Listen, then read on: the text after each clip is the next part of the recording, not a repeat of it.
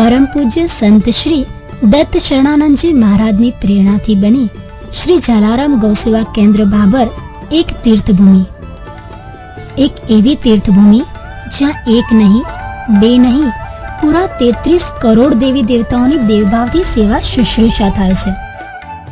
ગુજરાતના પશ્ચિમ છેવાડે પાકિસ્તાનની બોર્ડર ઉપર આવેલ ભાભર નગરમાં 11 એકર જગ્યામાં આ તીર્થનું સર્જન થયું છે. અહીં અમદાવાદ, પાલનપુર, સાંચોર, ગાંધીધામ આમ 200 કિલોમીટર સુધીથી લૂલી, લંગડી, બીમાર, અશક્ત, વૃદ્ધ, એક્સિડન્ટ થયેલી ગાયોની સતત આવક ચાલુ રહે છે. ટીવી મીડિયામાં એવો સંદેશ પ્રસારિત કરેલ હોવાથી દૂર દૂરથી લોકો માંદી ગાયોને વાહનમાં શ્રી જલારામ ગૌસેવા કેન્દ્રમાં મોકલે છે. મોકલનારે વાહન ભાડું ન ચૂકવ્યું હોય તો કેન્દ્ર વાહન ભાડું ચૂકવીને માંદી ગાયોને સ્વીકારી લે છે. અહીં ડોક્ટર શ્રી પંચાલ સાહેબ તથા તેમની 10 જણની સેવાભાવી ટીમ સતત ખડે પગે સેવા કરવા તૈયાર હોય છે. આવેલ ગાયોની પાટાપિંડી, ઓપરેશન, બાટલા ચડાવવા વગેરે પ્રવૃત્તિમાં સ્ટાફ સતત રોકાયેલ હોય છે. રોજ 2 થી 3 ગાયોના ઓપરેશનો થાય છે. અહીં એક ગૌ હોસ્પિટલનું નિર્માણ માનનીય સંસદ સભ્ય શ્રી લેખરાજ બચાણી સાહેબની ગ્રાન્ટમાંથી ઊભું થયું છે.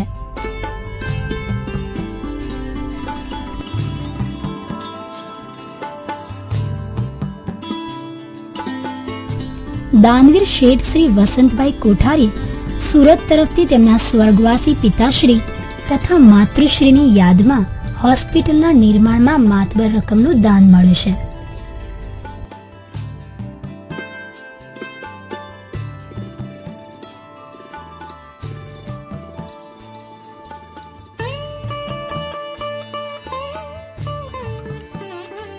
દવાનો વાર્ષિક ખર્ચ ₹15 લાખ જેવો થાય છે. ડોક્ટર શ્રી પંચાલ સાહેબની માનદ સેવા થકી જાત દેખરેખ નીચે સંચાલન પણ થાય છે.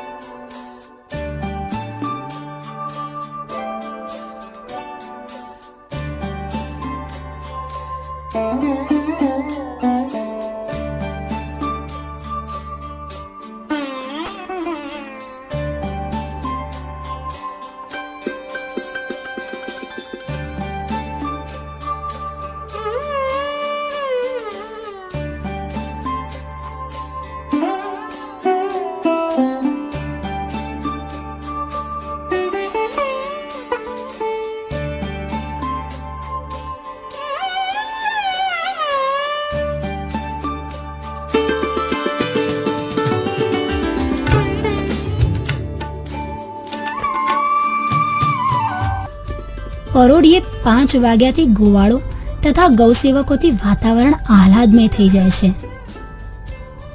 જાગને જાદવા કૃષ્ણ ગોવાળિયા તુજ વિન ઘેનુમાં કોણ જાશે, જાણે સાક્ષાત ગોકુળને વૃંદાવન ખડું થયું હોય ગાયોના ભાંભરવાના અવાજથી દિવ્ય અનુભૂતિ થાય છે.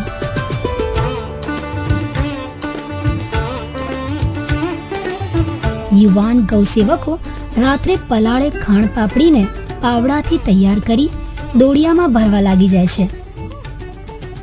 બીજી ટીમ રાજાપુરી ટોપરાને ખાંડણીમાં ખાંડીને ખાણ ઉપર વેરે છે, જે ખાસ બેસકે બેઠેલી માંદી ગાયોના શેડમાં ગૌસેવકો જાતે ગાયોને જોડે બેસીને ખવડાવે છે.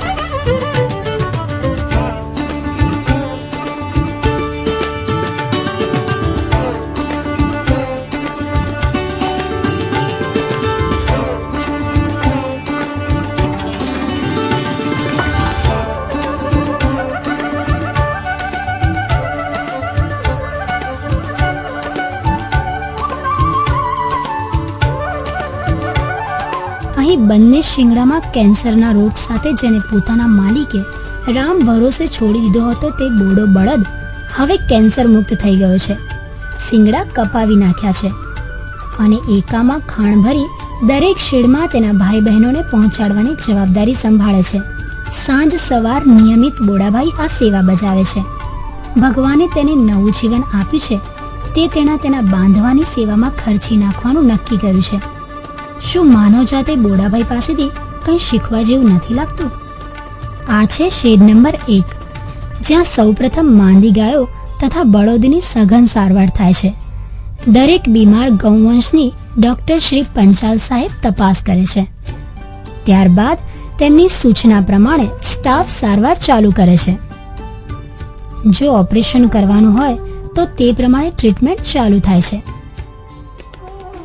લગભગ 100 થી 110 બીમાર ગૌવંશ સતત અહીં દાખલ હોય છે, જેમાં પેટમાં પ્લાસ્ટિકનો ભરાવો, શિંગડાનું કેન્સર, પગે એક્સિડન્ટ થયેલ, ભૂખથી બેસકે બેઠેલ, સિઝેરિયન જેવા રોગોની ભોગ બનેલ ગૌવંશ ખાસ હોય છે.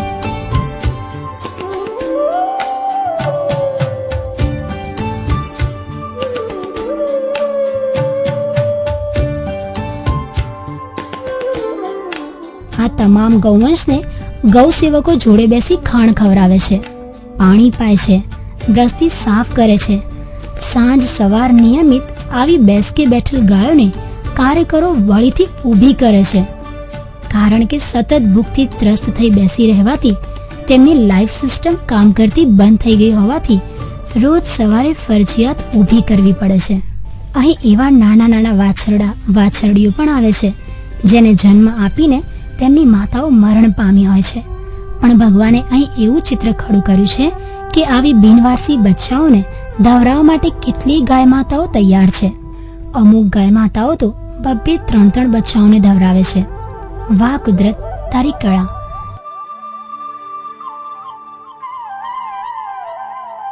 બીમાર માતાઓના બચ્ચાઓ માટે અહીં નાનકડો વાડો તૈયાર કરવામાં આવ્યો છે. બીમાર ગૌવંશ માટે આ આખો શેડ પ્લાસ્ટિક શીટથી તૈયાર કરવામાં આવે છે, જ્યાં તડકો, ટાળ કે વરસાદથી ગૌવંશનું રક્ષણ થાય છે. આ છે શેડ નંબર 2. અહીં જે ગૌવંશ સારવાર કે ઓપરેશનના અંતે તૈયાર થાય તે બધાને શેડ નંબર 2 માં લઈ જવામાં આવે છે, જ્યાં માત્ર પાટાપિંડી જ કરવાની હોય છે. સવાર સાંજ સ્ટાફ દ્વારા એક માંદી ગાયની કાળજી લેવામાં આવે છે. અહીં 3 પગે ચાલતી, કેન્સરના રોગથી શિંગડું કાપવું પડી હોય તેવી, બચ્ચું સિઝેરિયનથી લીધું હોય તેવી, પેટમાંથી પ્લાસ્ટિક કાઢી લેવામાં આવી હોય તેવી અને આપણી આ મા ઉપર આપણા જ લોકો દ્વારા એસિડ છાંટવામાં આવી હોય તેવી દરેક પ્રકારના કેસમાં આપણને રિઝલ્ટ મળ્યું છે. સાજા થયેલો ગૌવંશ અહીં જોઈ શકાય છે. એમની દુઆથી આપણી આ જલારામ ગૌસેવા કેન્દ્રને ક્યારેય નાણાકીય તકલીફ નથી આવી. જેટલું ખર્ચ થાય તે પ્રમાણમાં આવક પણ મળી રહે છે. કોઈ ફિક્સની રસીદો નથી બનતી કે ક્યારેય નાણાંના અભાવે કોઈ ગાય દુખી નથી થતી. બસ જેટલું જોઈએ તેટલું મળી રહે છે અને તેમાં સંતોષ છે. અમારો એક જ ગુરુ મંત્ર છે, આવેલ ગાય દુખી ના થવી જોઈએ અને આવેલ નાણાંનો દુરુપયોગ ના થવો જોઈએ. આ છે શેડ નંબર 3. આપણા કેન્દ્રમાં આવેલી મોટા ભાગની ગાયો ચાલીને નથી આવી, પરંતુ તેને વાહનમાં લાવવામાં આવી છે. અહીં ઓપરેશનો અને સારવારના અંતે આપણે તેમાંથી કેટલીક કાંકરેજ ઓલાદની શ્રેષ્ઠ ગાયો તૈયાર કરી છે, જે દિવસમાં 10-10 લીટર દૂધ આપે છે. આપણી ગંગા અને ધમોલ ગાયો તો કેટલાય લોકો તથા સંસ્થાઓ લઈ જવાની ઓફર મૂકે છે, પરંતુ આપણે આપતા નથી. આમ અત્યારે માંદગીમાંથી તૈયાર થયેલી લગભગ 30-40 ગાયો દોહવા દે છે, જે દૂધ ગોવાળોના પરિવારોને તથા નીલગાયના નાના નાના બચ્ચાઓને પાવામાં વાપરવામાં આવે છે. અહીં દરેક ગાયના 2 આંચળ વાછરડાઓને ધવરાવવાનો નિયમ છે. વધુમાં બિનવારસી બચ્ચાઓને અહીં ગૌમાતાઓ ધવરાવે છે, જેથી દૂધનો જેટલો પુરવઠો મળે છે તે વપરાઈ જાય છે. તદુપરાંત દોહવા દેતી ગાયોનો વધારો થાય તો સેવાભાવી ખેડૂતોને ટોકન કિંમતથી આપવામાં આવે છે. નાના વાછરડાઓને ખસી કરવાનો અભિગમ પરમ પૂજ્ય બાપુ દત્ત શરણાનંદજી મહારાજના આદેશથી અમલમાં મૂક્યો છે. આવા નાના વાછરડાઓ ખસી કરીને સેવાભાવી ખેડૂતોને આપવામાં આવે છે. આ છે શેડ નંબર 4. હા, આ છે વૃદ્ધાશ્રમ, જેણે જીવનભર તેના માલિકને ખેતી કરી અનાજ પકવી આપ્યું, ખાતર માટે છાણ આપ્યું, ખેતીમાંથી ઉપજેલ ઘાસ વધ્યું તે ખાઈ પોતાનો ગુજારો કર્યો. તેવા વૃદ્ધ બળદોને તેમના માલિકો જ્યારે છૂટા મૂકી દે ત્યારે આપણે તેમને આવકારીએ છીએ.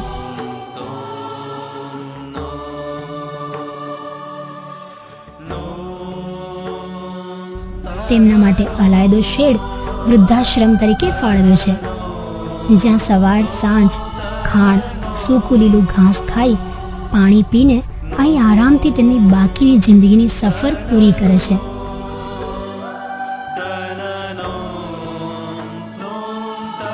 મા બાપને પણ લોકો બિંદાસ્ત જ્યારે ઘરડા ઘરમાં મૂકવા લાગ્યા હોય ત્યારે બળદોને મૂકવામાં માણસ જાતને કોઈ નાનપ ક્યાંથી લાગે? હા, દુઃખ ત્યારે થાય છે અને હૈયું ત્યારે કકડી ઉઠે છે જ્યારે વૃદ્ધાશ્રમમાં મૂકવા આવનાર ખેડૂતની નજર એ રાસ લેવા લલચાય છે જેના વડે દોરીને તે બળદને અહીં લાવ્યો હોય છે. રે માનવ, શું જેણે તને જીવનભર કમાઈ ખવડાવ્યું, જેને તું ઘરડા ઘરમાં મૂકવા આવ્યો તોય તારું કાળજું ના કંપ્યું? અરે ફટ ભૂંડા, 10 રૂપિયાની રાસમાં તે જીવ ઘાલ્યો છે. આ છે શેડ નંબર 5, સુરદાસ આશ્રમ. અહીં આવેલ તમામ ગાયો, બળદો, સાંઢ કાં તો જન્મજાત અંધ છે, કાં તો કંઈ વાગવાથી પાછળથી અંધ થયેલ છે. તેમની દુનિયા અને તેમનો સંસાર આ શેડ છે. ખાસ તકલીફ ત્યારે પડે છે જ્યારે તેમને ખાણ મૂકવા ગૌભક્તો આવે છે ત્યારે જોડે બેસી ખવડાવવું પડે છે. પાણીના હવાડા સુધી તો હવે તેઓ પોતાની સૂઝથી પહોંચી જાય છે. અહીં કેન્દ્રમાં આવા 35 સુરદાસ ગૌવંશ છે જેમના માટે આ અલાયદો શેડ બનાવવામાં આવ્યો છે. શ્યામા ગાય જે અંધ છે પણ એક ઉત્કૃષ્ટ કાંકરેજી ઓલાદની છે જે 8 લીટર દૈનિક દૂધ આપે છે. આ છે શેડ નંબર 6, કેન્સર વોર્ડ. આપણી આ સંસ્થામાં જે ઓપરેશનો થાય છે તેમાં મોટા ભાગના ઓપરેશનો શિંગડાના કેન્સરના હોય છે અને છેલ્લા 10 વર્ષથી બળદોમાં શિંગડાના કેન્સરનું પ્રમાણ ચિંતાજનક ઝડપે વધી રહ્યું છે. કેન્સરગ્રસ્ત ગૌવંશ માટે આ શેડ આરક્ષિત છે, જેમાં 50 થી 100ની સંખ્યામાં ગૌવંશ હોય છે. અહીં ઓપરેશન પછી આવેલ બળદો રિકવર થયા પછી ખુલ્લા ગ્રાઉન્ડમાં છોડવામાં આવે છે.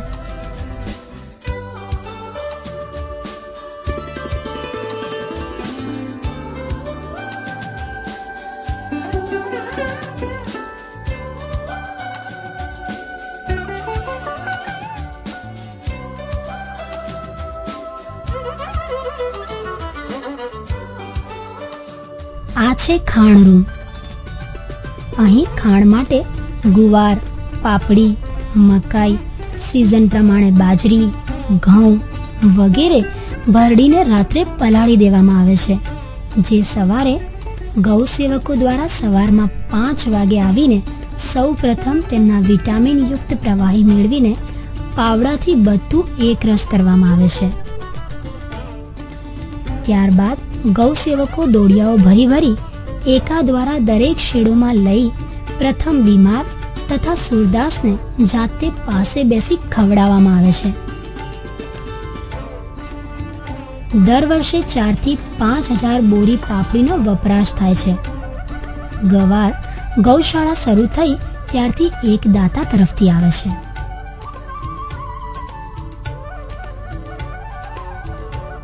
પક્ષીઓના ચબૂતરા. આપણી આ સંસ્થામાં 3 ચબૂતરાઓ છે જ્યાં વાર્ષિક 500 બોરી જેવી જુવાર પક્ષીઓને નાખવામાં આવે છે.